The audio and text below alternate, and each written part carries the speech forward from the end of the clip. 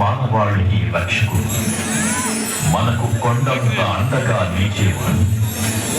మనసులో తలచిన వెంటనే గుండె నిండా ధైర్యాన్ని నింపగలిగే మహాయోధుడు, అభయహస్తంతో ఎల్లవేళలా మనల్ని కాపాడే ఆ పవనపుత్రుడు ఇప్పుడు మనసారా శ్రీ పంచముఖ ఆంజనేయ స్వామిగా అవతారమెత్తిన దృశ్య రూపంలో తిలకిద్దాం రండి.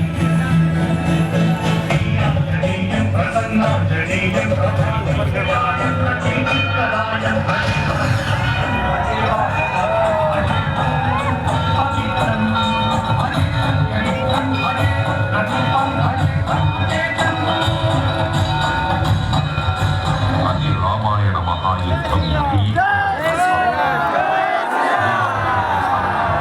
వానర సైన్యంతో లక్ష్మణ స్వామి తనతో పోరాటం చేస్తున్న రావణుడి కుమారుడు ఇంద్రజిత్ తనది బాణంతో ఒక్క వేటుతో ఇంద్రజిత్ మరణం రావణుడు ఆదేశంతో ప్రతీకారం కోసం పాతాళ లోకాధిపతి తన సోదరుడు అయినటువంటి మహిరావణుడి సహకారం కోరాడు.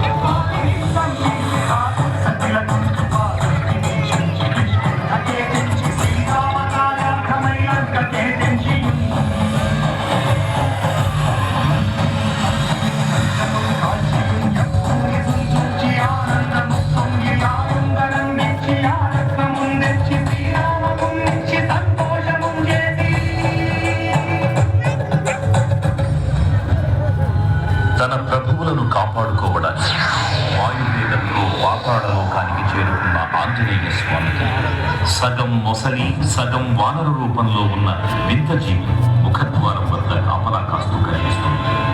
ఆ జీవి మకర ధ్వజుడు అనే తన పుత్రుడని మహాసముద్రాన్ని దాటుతుందని నీటిలో పడ్డ స్వేదవితో ఒక మొసలి గ్రహించడం వల్ల జన్మించాడని తెలుసుకుని ఆశ్చర్యపోతాడు